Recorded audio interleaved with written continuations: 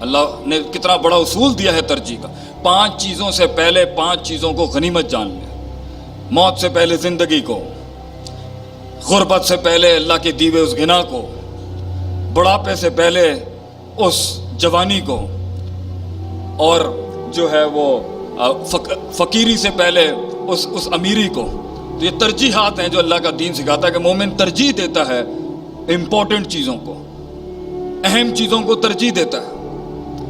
اگر ترجیحات کا ہی فن نہیں آتا ہوگا اس کی بصیرت کو، تو کس کے ساتھ وقت لگانا ہے، کس کے ساتھ نہیں، کس کے ساتھ وقت نہیں لگانا ہے، کس کے ساتھ لگانا ہے، یہی ترجیحات کی وجہ سے آپ کی روش پانی رستہ بنانے سے رکے گا. چھٹا اصول، مومن تنوع اختیار کرتا ہے اپنی بصیرت میں دور کی چیزوں کے دیکھنے کے لحاظ سے. ایک ہی لکڑی سے سارے ریوڑ کو نہیں چلاتا وہ، کسی کو کچھ، کسی کے ساتھ کچھ، کسی کے ساتھ معاملہ مختلف. وضع قطع کے لحاظ سے مومن کی زندگی ہوتی.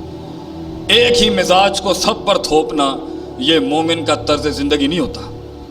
کہیں تو وَإِذَا خَاطَبَهُمُ الْجَاهِلُونَ قَالُوا سَلَامًا چل جائے گا، کیونکہ اتنا بے ڈھنگا دشمن ہے، اتنا بے ڈھنگی مخالفت ہے، اتنا بے اصول دشمن کھڑا ہے کہ اگر مومن اس کے ساتھ انگیج ہو گیا تو سارے مثبت پہلو تباہ ہو جائیں گے وہاں پر، اور پوری روش اور پورا انقلاب جو ہے وہ وہاں پہ سبوٹاج ہو جائے گا.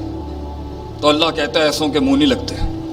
بعض کو ادفع باللتی ہی احسن کے تحت اتنا کلیجہ جگر خیر کا دکھایا جاتا ہے کہ اس کا شر ضم ہو جائے، اور کسی جگہ پہ جزاء السیئۃ بمثلھا، جتنا شر اگلے لے کے آئے ہوتے ہیں تو ادنا ترین شر استعمال کیا جاتا ہے اس کو نیوٹرلائز کرنے کے لیے، تاکہ پانی اپنا رستہ بناتا رہے، علم اپنی جگہ ڈھونڈتا رہے، فتویٰ اپنے معیار کے اوپر بغیر فساد کیے ہوئے چلا جائے.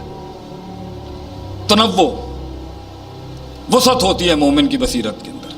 لوگوں کو کھاتے میں رکھتا ہے وہ، ان کے کلچر، ان کے کسٹمز، ان کے عرف کو کھاتے میں رکھتا ہے وہ، ان کی زبان، ان کے مزاج، ان کے مزاح، ان کی طنز، ان کی تنقید، ان کی روش کو ان کے علاقائی حیثیتوں سے کھاتے میں رکھتا ہے وہ. جتھے اس لیے آدھا علم ہی یہ جاننا ہے کہ کیا نہیں بولنا، اور آدھا علم ہے یہ جاننا کہ کیا نہیں آتا مجھے، اور دونوں علم جمع ہو جائیں تو پھر ہمارے ایک استاد نے کہا تھا کہ جسے علم مل جائے اسے چپ لگ جاتی ہے آگے سے، کیونکہ جہالت انسان کو سکھاتی ہے کہ میں نے تو اول ہی نہیں آندا زندگی جیندا، انہیں تو میں جاننا ہی کچھ نہیں. مومن ایک غلطی کے اوپر دوسری غلطی کرنے والا نہیں ہوتا، ایک غلطی کے اوپر دوسری بڑی غلطی نہیں کرنے والا ہوتا. اتبع السیئۃ الحسنہ، ایک برائی کو، ایک گناہ کو نیکی سے دھوتا ہے، پھر ایک غلطی کو ایک بڑے خیر سے دھوتا ہے، پھر ایک بھنڈ کے اوپر دوسرا بڑا بھنڈ نہیں، اصلاح کرتا ہے اس چیز کی. مومن کی بصیرت یہ ہوتی ہے کہ وہ مسائل کو جڑوں سے پکڑتا ہے. سد الذریعہ کا دین کا اصول ہے کہ چیز کو وہیں روک دینا چاہیے جہاں اس کی چھوٹی قلیل اگر نشہ دے سکتی ہے تو کثیر بھی نشہ، کثیر تو بالولا حرام ہے، تو قلیل کے اوپر ہی اس کے اوپر حرمت ہے. انہی اصولوں میں سے، بصیرت اور فقہ اور گہرائی کے اصولوں میں سے ایک بڑا اصول یہ ہے کہ مومن چھوٹے چھوٹے قدم لیتا ہے مگر دوام کے ساتھ لیتا ہے. ادومہ یا ادومہا وان قل. نبی صلی اللہ علیہ وسلم سے کسی نے پوچھا سب سے معیاری اسلام کس کا ہے؟ آپ صلی اللہ علیہ وسلم نے فرمایا چھوٹا کام کر لے جو مگر استقلال کے ساتھ مستقل مزاجی سے کرتا رہے. آج موڈ ہوا یہ، کل موڈ ہوا وہ، پرسوں موڈ ہوا وہاں پر، اس سے انقلاب نہیں آتے بھائی جان، اس سے تاثرات اچھے نہیں جاتے لوگوں کے اوپر. تقریر ہو، تحریر ہو، کتابت ہو، زندگی ہو، میاں بیوی کے تعلقات ہوں، تجارت ہوں، ایکسپیریمنٹس ہوں، مشاہدات ہوں، مطالعے ہوں، اگر آپ کے اندر مستقل مزاجی نہیں ہے کہیں نہیں پہنچ سکے گا. تو مومن یا تو جنگ شروع نہیں کرتا ہے تو پھر اختتام تک لے کے جائے گا اس کو.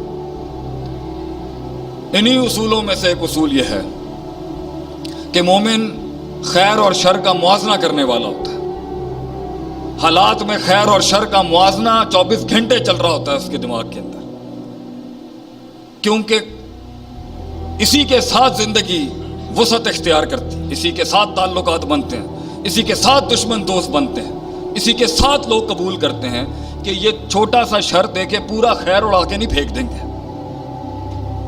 یہ چھوٹا سا شر دیکھنا کسی میں اور اس کی پوری خیر کو سائیڈ لائن کر دینا، بالکل کھاتے سے باہر کر دینا، یہ کوئی دینی روش نہیں، یہ کوئی دینی بات نہیں ہے، یہ کوئی ایمان والی بات نہیں ہے۔ ہاں کہیں چھوٹی سی ایک غلطی اتنی فحش ہوگی کہ اس کے اوپر پورا چٹھا ہی اس کا خراب ہو جائے، لیکن کلی لحاظ سے قاعدہ یہ نہیں ہوتا۔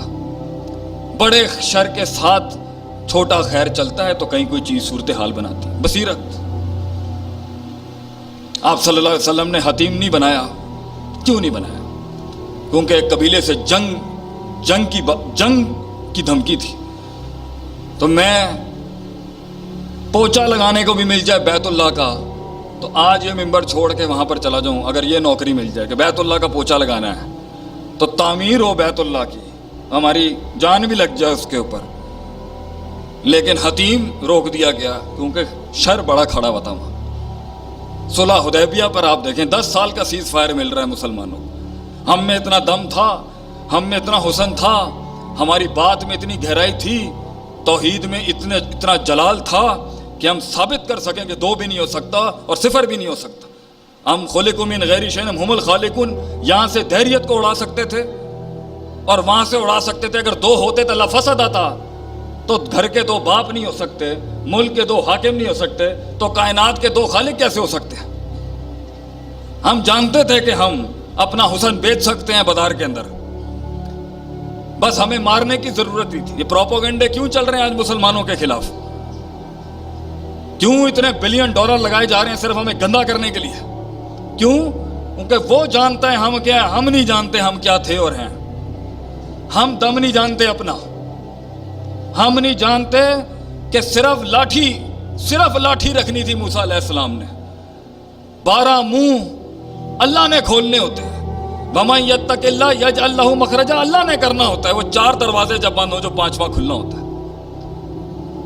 لوگ آتے ہیں ہمارے پاس پوچھتے ہیں جی ہم سے مناظرہ نہیں ہوتا، ہم سے ڈیبیٹ نہیں ہوتی حق باطل کی، کہیں پر بھی زندگی کی کسی معیار میں لوگوں کے ساتھ بیٹھا تو قائل ہی نہیں کر پا رہا، اپنی بات محفل میں منوا ہی نہیں پاتا، میں دلائل ہی نہیں بن پاتے، تعبیر ہی نہیں آتی، احساسات، ادراکات، جذبات کو لفظوں کا لباس ہی نہیں دے پاتا۔ تو یہ قرآن کی آیت کیا کم تھی مومن کی زندگی کے اندر ہونے کے لیے کہ ان تتقوا اللہ یجعل لکم فرقانا، تو تقوی اختیار کر، فرق کرنے والی دلیل آسمان سے دے گا اللہ تجھے۔ اور ہمارے پاس دلیل نہیں ہے، باطل کے خلاف دلیل نہیں ہے، قرآن میں دلیل نہیں ملتی ہمیں۔ یہ کیسا شیوا ہے؟ یہ کیسے ہو سکتا ہے کہ مومن میدان میں بیٹھا ہو اور اس کے بعد دلیل نہ ہو، اور وہ باطل کے اوپر لے اللہ یکون للناس علی اللہ حجۃ بعد الرسل نہ کر سکے؟ بلکہ اس سے بڑی زندگی کیا ہو سکتی ہے کہ قیامت کے دن اللہ کے باغیوں کو اللہ تو چاہے جس طرح سے چاہے غنی ہے، ثابت کر سکتا ہے تو باطل ہے، اللہ کسی انسان اور مسلمان کو دلیل بنا کے پیش کر دے۔ یہ نہیں تھے تیرے دور میں، تو دنیا میں حجت اللہ بننے کے علاوہ سب سے بڑا شرف کیا ہو سکتا ہے کہ تو اللہ کی دلیل بن جا میرے یار، تجھے اللہ پیش کر دے قیامت کے دن۔ یہ لوگ نہیں تھے،